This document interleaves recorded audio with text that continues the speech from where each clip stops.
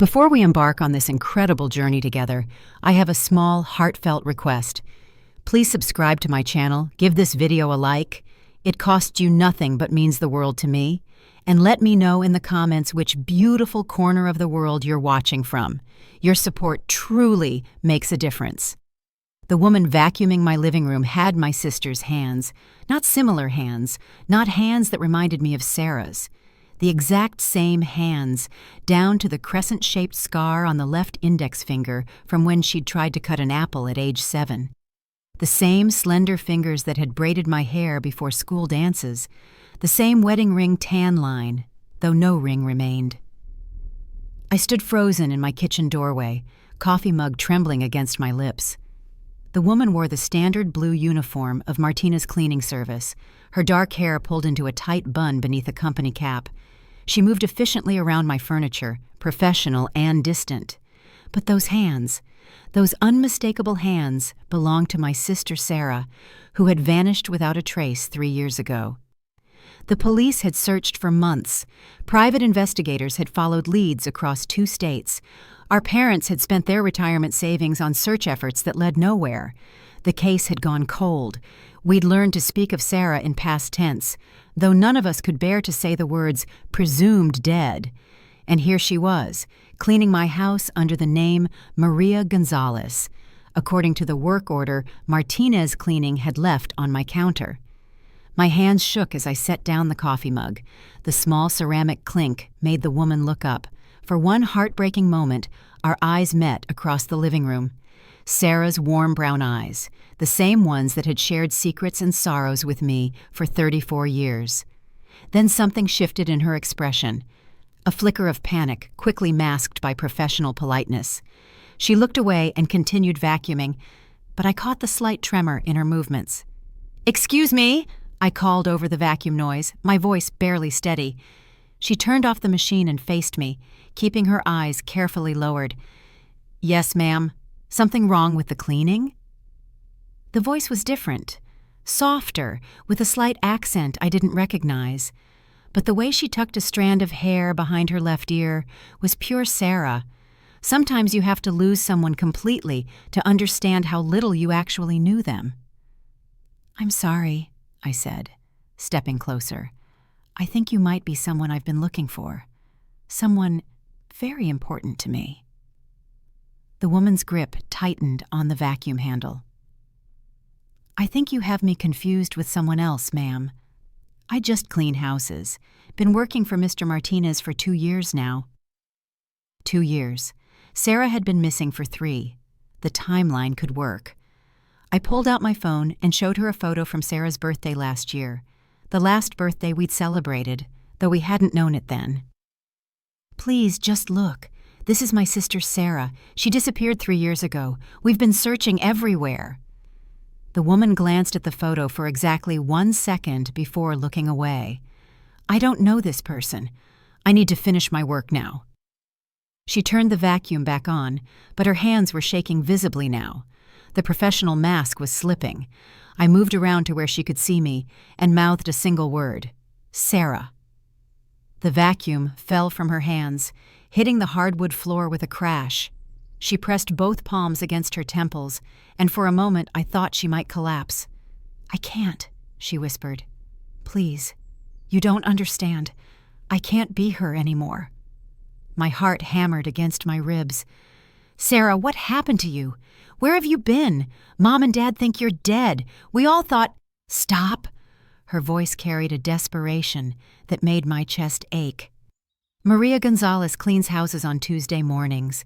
She pays rent on a small apartment on Oak Street. She minds her own business and hurts no one. Sarah Walsh is gone." "But you're not gone. You're right here." I reached toward her, but she stepped back. "I have to finish this job. Please don't make this harder than it has to be." The woman who was and wasn't my sister plugged the vacuum back in and resumed cleaning with robotic movements.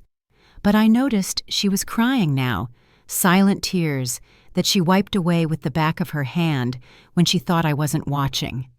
I sat down heavily on my couch, mind racing. What could have happened to make Sarah create an entirely new identity? Why had she chosen to disappear rather than come to family for help? And why was she working as a housekeeper barely 20 miles from where she'd vanished? 20 minutes later, she finished packing her supplies. At the front door, she turned back one more time. "The woman in that photo," she said quietly. "I hope her family finds peace." Something in her tone made me understand this wasn't just about hiding. The next morning, I made a decision that would change everything. I hired Martina's cleaning service for weekly appointments. When I called the office, I specifically requested Maria Gonzalez. "She did excellent work yesterday," I told the dispatcher, hoping my voice sounded casual. "Very thorough." The dispatcher hesitated. "Maria doesn't usually take regular clients. She prefers one-time jobs." "Could you ask her? I'm willing to pay a premium for consistency." 3 hours later, my phone rang. It was Maria herself, her voice careful and controlled. "Mrs. Walsh, I understand you want to book regular service." "Yes, every Tuesday morning if that works for you." A long pause. "I should mention that I keep my personal life private. I come to work, I do my job, I leave. No conversation beyond what's necessary." "I understand completely." "And I don't discuss my past with anyone."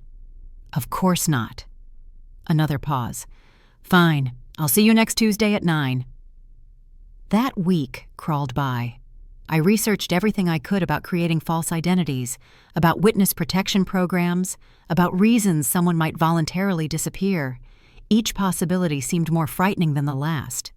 I also called Detective Morrison, who had handled Sarah's missing person case. He agreed to meet me Friday afternoon at a coffee shop downtown. "Rebecca," he said, sliding into the booth across from me, "I have to tell you, after 3 years, the chances of finding Sarah alive are—" "I found her," I interrupted.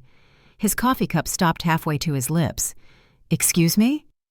"She's been working as a housekeeper under a false name, living less than 30 miles from where she disappeared." Detective Morrison set down his cup carefully. "You're certain it's her?" "Positive. But Jim, she's terrified. She won't acknowledge who she is, and she's clearly running from something or someone." He pulled out a small notebook.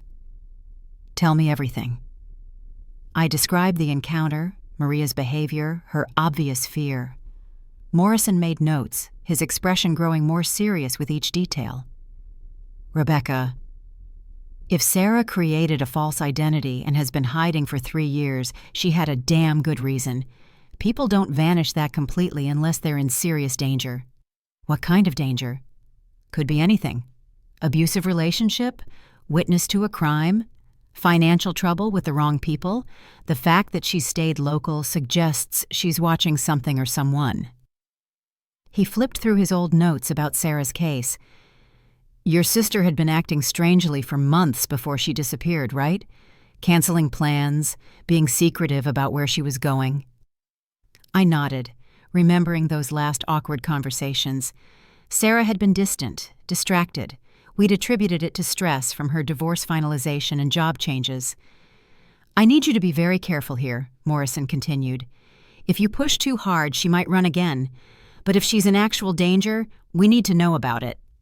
He closed his notebook and looked at me seriously. "Can you get me something with her fingerprints on it, or DNA? I want to run it through our systems, see if anything pops up." "What kind of anything?" "Open cases, witness reports, protection program databases.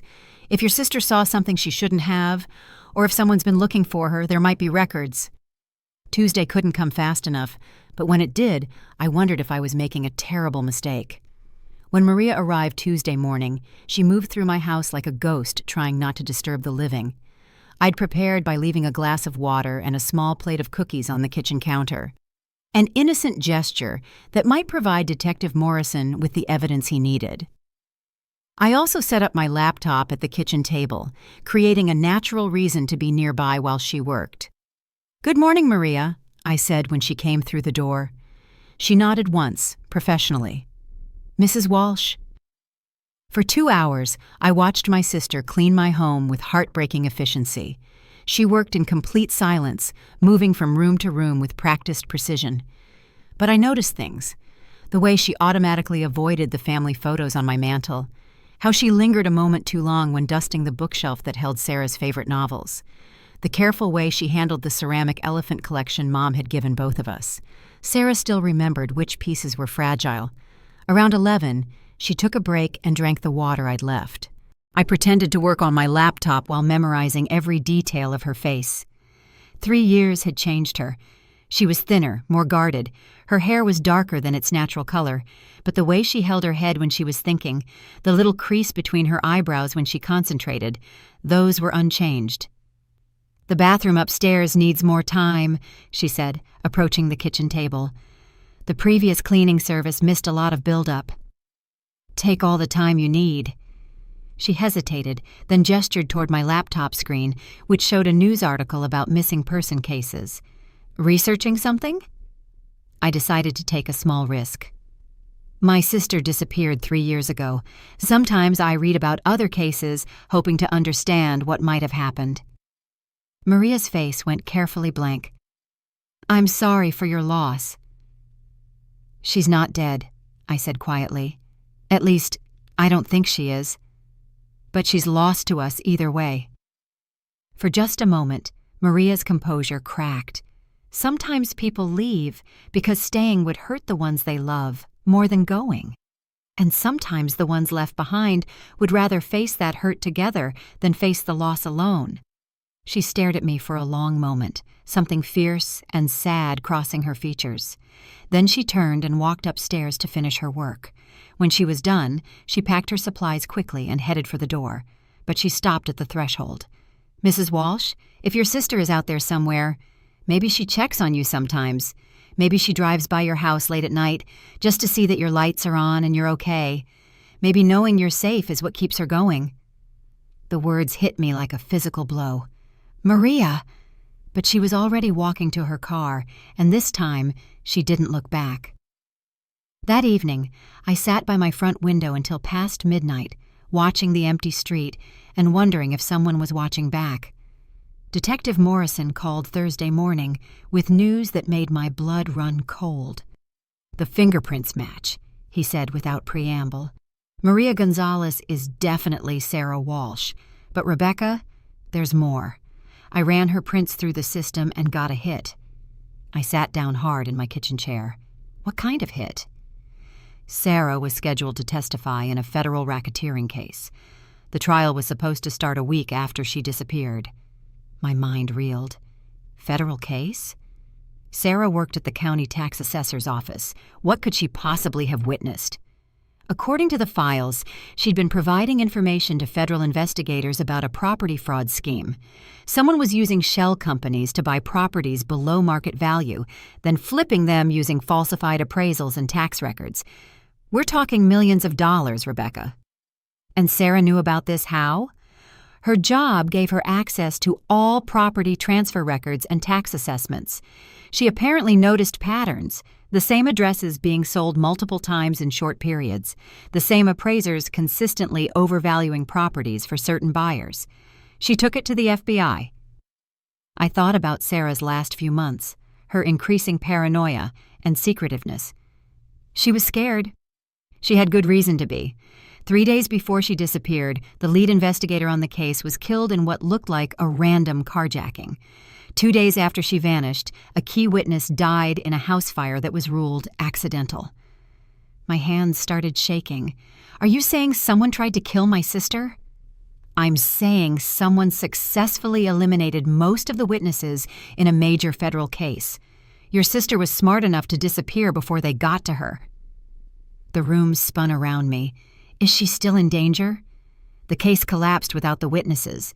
Most of the defendants took plea deals for lesser charges. But Rebecca, people don't usually forget about the person who almost brought down their entire operation. I thought about Maria Sarah's words. Sometimes people leave because staying would hurt the ones they love more than going. She hadn't just been protecting herself. She'd been protecting us. "What do I do now?" I asked. "Nothing. You do absolutely nothing. You don't contact the FBI. You don't tell your parents. You don't change anything about your routine. If these people think Sarah is dead, that's keeping her alive. But she's living like a ghost, Jim. She's cleaning houses under a fake name, probably scared every day. That's not living. It's breathing, he said quietly. Sometimes that has to be enough. After we hung up, I sat in my kitchen for an hour, trying to process everything. My sister had stumbled onto a criminal conspiracy, tried to do the right thing, and been forced to sacrifice her entire life for it. She'd been dead to us for 3 years while living barely 20 miles away, probably watching from a distance as we grieved her. That afternoon, I did something I probably shouldn't have. I drove to Oak Street and looked for small apartment buildings. It took an hour of cruising the neighborhood, but I finally spotted a familiar blue Honda Civic parked outside a rundown complex. I didn't get out of the car. I just sat there staring at the building where my sister had created a life as someone else. 3rd floor, corner apartment. The unit with gauzy white curtains and a single potted plant on the fire escape. As I watched, the curtains twitched. Someone was looking down at my car. I started the engine and drove away, but not before I saw the curtains fall back into place. She'd been watching, just like she'd probably been watching our parents' house, my house, all the places that used to be part of her world. The next Tuesday couldn't come soon enough. This time, I was ready with a plan that could either save my sister or destroy everything. When Maria arrived Tuesday morning, I had my laptop open to a news article from 3 years ago. Local woman missing after federal investigation. Sarah's photo was prominently displayed alongside details about the property fraud case. I positioned the screen so she'd see it when she started working in the living room. She walked in, began dusting the coffee table, then froze. For 30 seconds, she stared at the screen, her face cycling through shock, fear, and something that might have been relief. "You know," she said finally, not looking at me, "I know everything. The property fraud, the federal case, why you had to disappear." She sank onto my couch, no longer pretending to be Maria Gonzalez. For the first time in 3 years, I was looking at my sister. "How long have you known?" Her voice was different now. Sarah's voice, tired and strained, but familiar. "Since the first day you were here, but I didn't understand why until Detective Morrison ran your fingerprints." Sarah's head snapped up. "You went to the police?" "Jim Morrison, who worked your missing person case. He's been discreet, but Sarah, he says you're still in danger." She stood abruptly, pacing to the window. "Of course I'm still in danger. You think those people just forgot about me? I destroyed a $50 million operation. They killed Agent Rodriguez. They burned down Mary Chen's house with her inside. And you think 3 years makes us even? Then why stay? Why not go into real witness protection? Why stay close enough to get caught?" Sarah was quiet for a long moment, staring out at the street. "Because I couldn't leave you all completely. Mom's heart attack 2 years ago. I was at the hospital. I sat in the parking lot for 6 hours, watching people come and go, making sure she was okay. Dad's retirement party. I drove by the restaurant 3 times. Your promotion at work. I read about it in the paper and cried for an hour." My eyes filled with tears. "Sarah, I know it was selfish, but I thought if I could just watch from far enough away, I could keep everyone safe and still." She shrugged helplessly. "Still exist in your world, even if you didn't know it. What kind of life is that? The only kind I can have." I pulled out my phone and showed her another article I'd found, recent news about arrests in connection with the original property fraud case. "Look at this. The FBI reopened the investigation 6 months ago. They have new evidence, new witnesses. The people who threatened you are being arrested." She read quickly, her expression shifting from disbelief to cautious hope. "This doesn't mean I'm safe. There could be others involved who haven't been caught. Morrison thinks the danger has passed. The key players are either in prison or dead. The organization fell apart without the money flowing." Sarah sat back down, staring at the news article. "Even if that's true, I can't just be Sarah Walsh again. Maria Gonzalez has a social security number, a rental history, employment records. I can't just disappear her without questions. We'll figure it out. There are lawyers who specialize in this kind of thing, people who help witnesses transition back to their real lives. She looked at me with something I hadn't seen in her face since we were children. Hope mixed with desperate fear.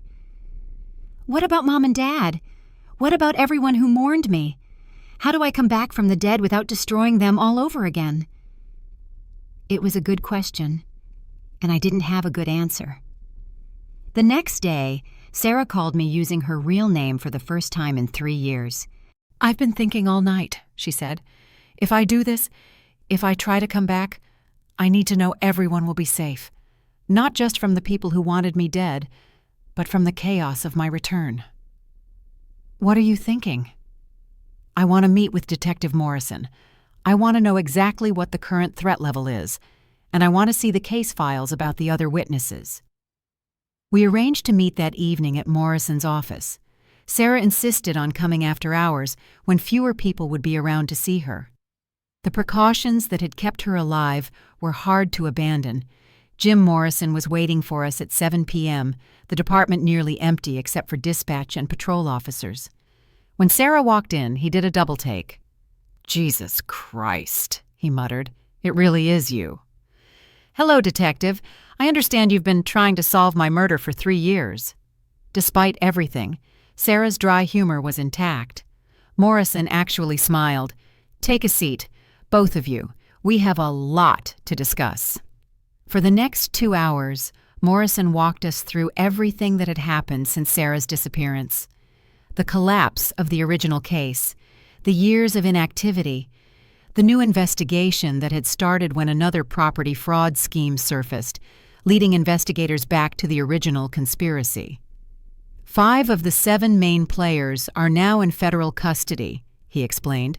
1 died of natural causes last year. The last one, Marcus Reeves, is being extradited from Mexico. Sarah leaned forward. "What about their associates? The people who actually did the killing?" 2 are dead, killed each other in a dispute over money. 3 others are in prison on unrelated charges. The organization doesn't exist anymore, Sarah. It fell apart when the money dried up. She studied the photos Morrison spread across his desk, mugshots of men who had once been powerful enough to make witnesses disappear. "It's really over?" "As over as these things get. There's always some risk, but it's minimal now. You could resume your real life if you wanted to."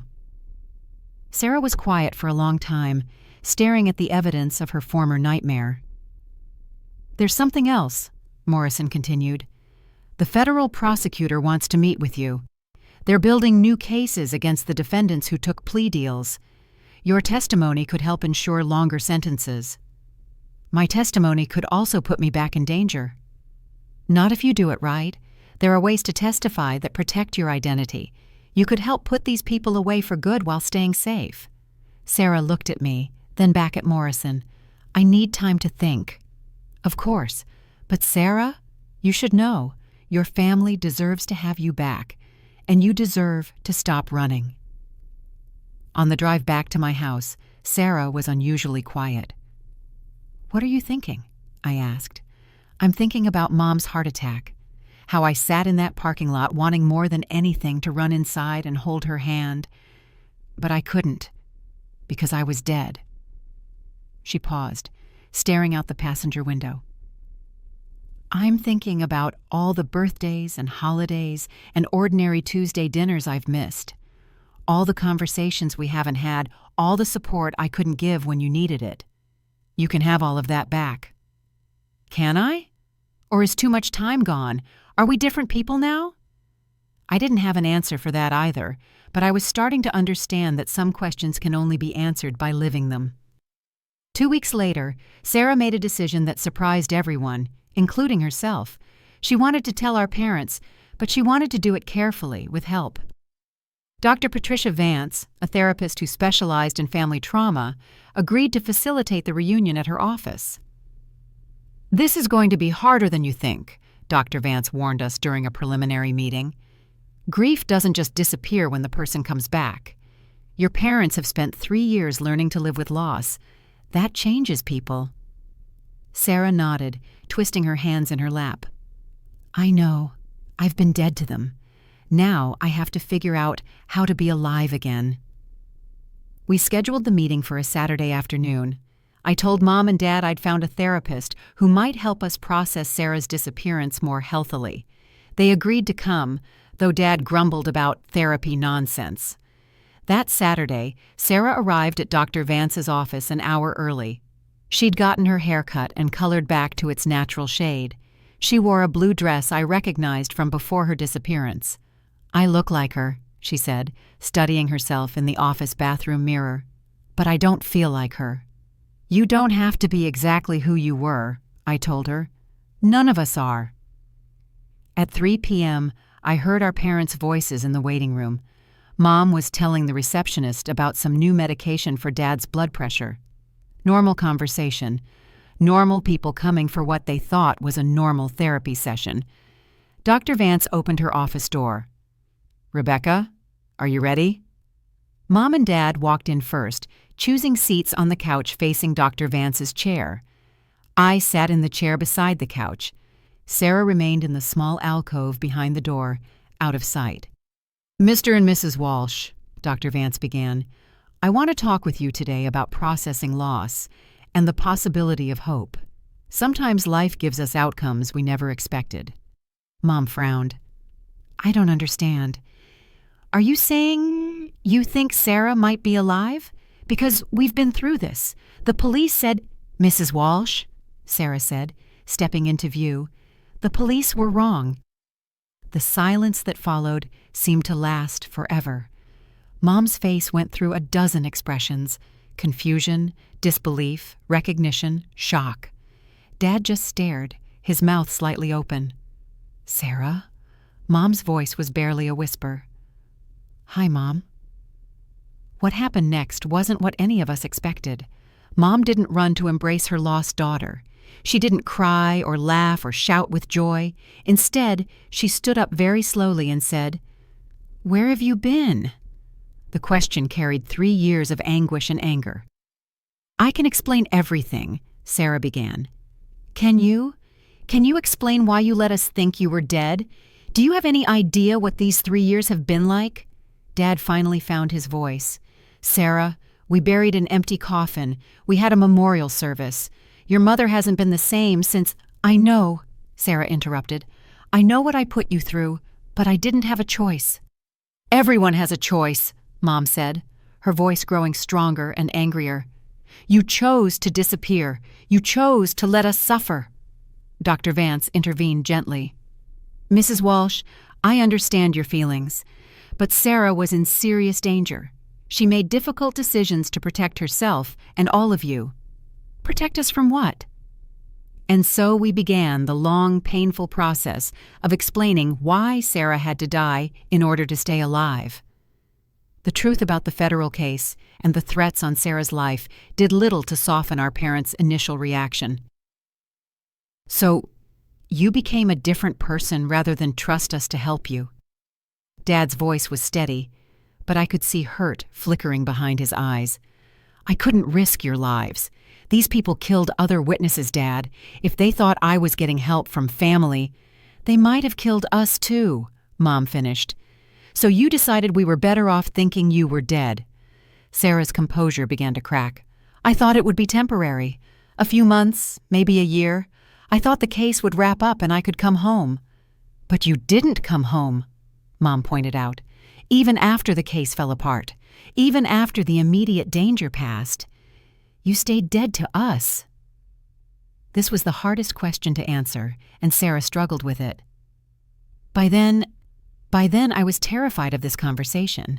I was terrified that too much time had passed, that you'd moved on, that my coming back would hurt you more than my staying gone. So you made that decision for us, too, Dad said quietly. Dr. Vance stepped in. I think it's important to recognize that Sarah was operating from trauma.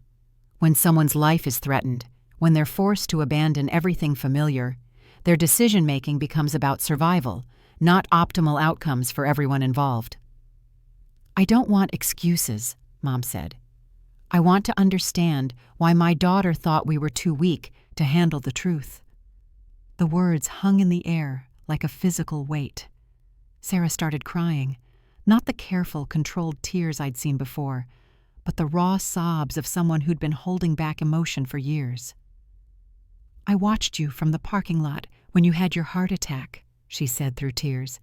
"I sat there knowing I couldn't come inside, knowing you might die, thinking I was already dead. I've driven by your house hundreds of times. I've seen you working in the garden, seen Dad washing his car. I've lived on glimpses of your lives while you thought I was gone." Mom's anger began to soften. "The heart attack was 2 years ago. You've been watching us for 2 years and never said anything?" "I've been watching you for 3 years. I was at the hospital when Dad had his knee surgery. I was outside the church for Aunt Linda's funeral. I've been at the edges of everything important, wanting to be part of it but too scared to step forward." Dad leaned forward in his chair. "Sarah, what kind of life is that?" "A terrible one, but it was the only way I could still love you without risking your safety." The room fell quiet, except for Sarah's crying. Finally, Mom got up from the couch and sat beside Sarah on the small love seat. "Show me your hands," Mom said. Sarah held out her hands, and Mom turned them over, examining them carefully. "You've been doing manual labor," Mom observed, running her fingers over Sarah's calloused palms. "These aren't office workers' hands anymore." "I clean houses. I've cleaned offices. I worked in a restaurant kitchen for 8 months. Our daughter," Mom said to Dad, "has been scrubbing other people's toilets while we thought she was dead." Something in Mom's tone changed. The anger was still there, but it was mixing with grief for the life Sarah had been forced to live. "I'm sorry," Sarah whispered. "I'm so sorry for all of it." Mom didn't say anything else, but she didn't pull her hands away either. For the first time in 3 years, they were touching. The path back to being a family wasn't going to be simple, but that day we took the first real steps. After the initial shock and anger, practical questions emerged. Could Sarah legally resume her old identity? What would she tell people about where she'd been? How would she explain 3 years of death to friends, co-workers, everyone who'd known her before? "We'll take it slowly," Dr. Vance suggested. "There's no rush to announce Sarah's return to the whole world. Start with family, then close friends. Let the circle widen gradually." "What about work?" Sarah asked. "I can't exactly put federal witness protection on a resume." "Actually," I said, "you might not have to. I've been thinking about this. What if we say you had a breakdown after your divorce and needed extended treatment? Private facility, out of state, limited contact with family as part of your recovery? It wasn't entirely false. The trauma of the past 3 years would require real recovery work." Mom and Dad weren't ready to make any big decisions that day, but they agreed to keep meeting with Dr. Vance. They also agreed to start having dinner with Sarah once a week, neutral territory at first, then gradually rebuilding trust. "I need you to understand something," Mom told Sarah as we prepared to leave that day. "I forgive you for the choices you made when you were scared, but I'm not going to pretend these 3 years didn't happen. I'm not going to pretend we can just pick up where we left off." "I don't want to pretend either," Sarah replied. "I'm not the same person who disappeared. You're not the same people either. We have to figure out who we are now." The first dinner was awkward. Sarah had forgotten that Dad always complained about restaurant service, that Mom rearranged her food on the plate before eating. Mom and Dad had to adjust to Sarah's new mannerisms, the way she sat facing the door, how she flinched at loud noises, her habit of checking her phone obsessively. But we were all there. We were all alive. After 3 years of empty chairs and unspoken names, that felt like a miracle worth building on. 3 weeks later, Sarah testified in the federal case via video conference, her identity protected by legal procedures that allowed her to help build stronger cases against the remaining defendants. The testimony was emotionally brutal, but when it was over, she looked lighter than I'd seen her since her return. "It's finished," she told me afterwards. "I'll never have to hide from this again." "What's next?" She was quiet for a moment, staring out at the parking lot where we sat in my car. "I want to go home," she said finally. "Not to my old apartment. That's someone else's now. Not to Mom and Dad's house. Too much has changed. But I want to find a place where Sarah Walsh can live, where I can put up pictures of my family and not worry about someone recognizing faces." "That sounds like a good next step." "Will you help me look for a place?" "Of course." As we drove away from the courthouse, Sarah rolled down her window and let the wind blow through her hair. "I forgot what it felt like," she said, "to not be afraid of being seen." It wasn't a fairy tale ending, but it was something better. It was the beginning of a real life. 6 months later, Sarah hosted her first family dinner in her new apartment. The place was small but bright, with windows facing west so she could watch sunsets.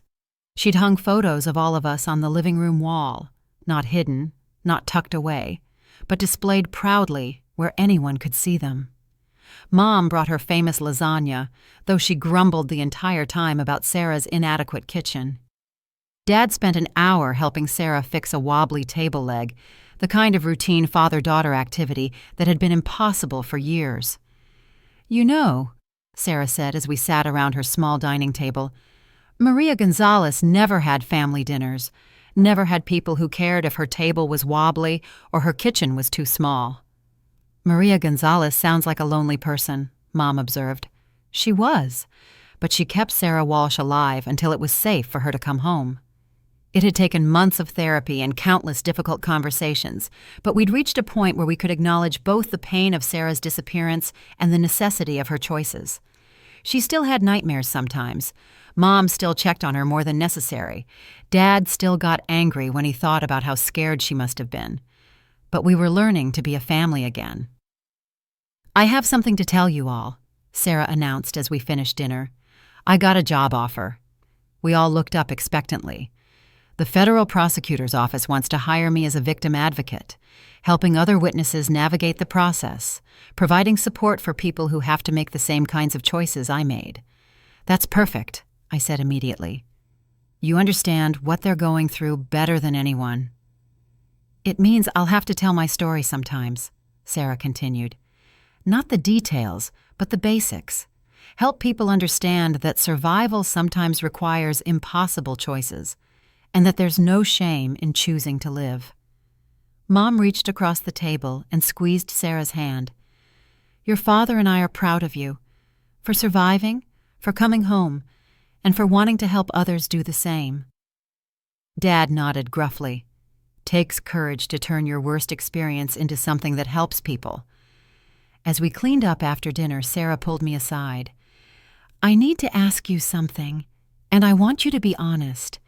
Do you ever wish I'd stayed gone? That you hadn't found out the truth?" The question caught me off guard. "Why would you ask that?"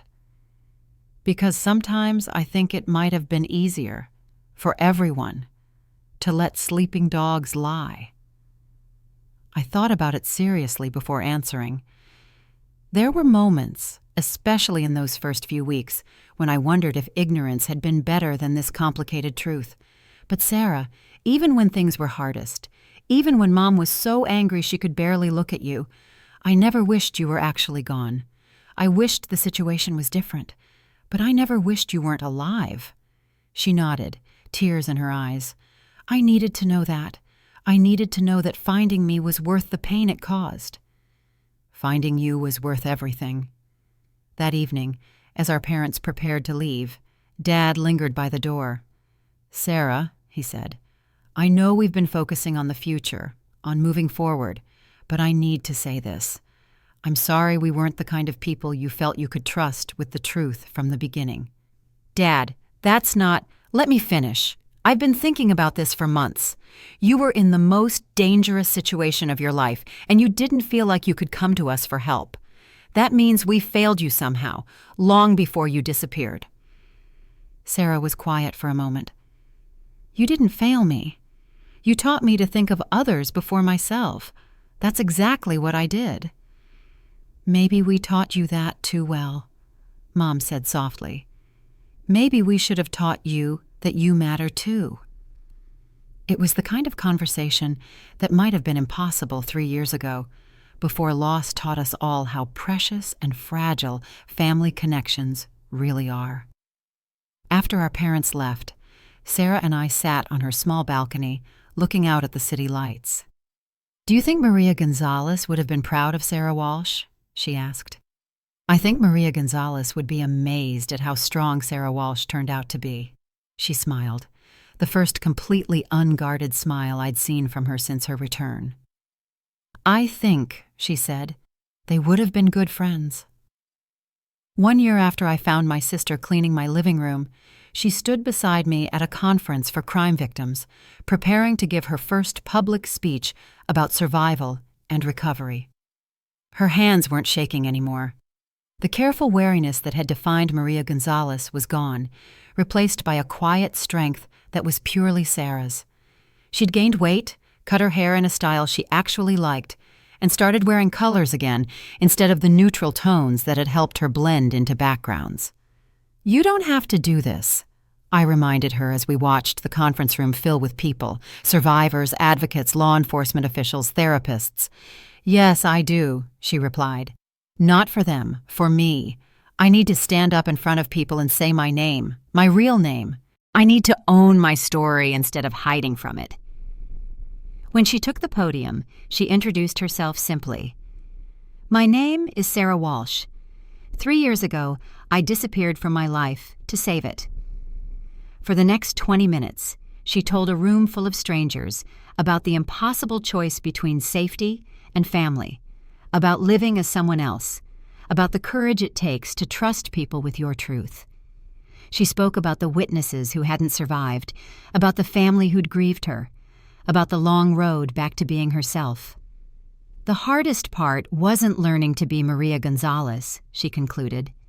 "It was learning to be Sarah Walsh again, learning that survival isn't the same as living, and that sometimes the bravest thing you can do is ask for help." The applause was long and heartfelt.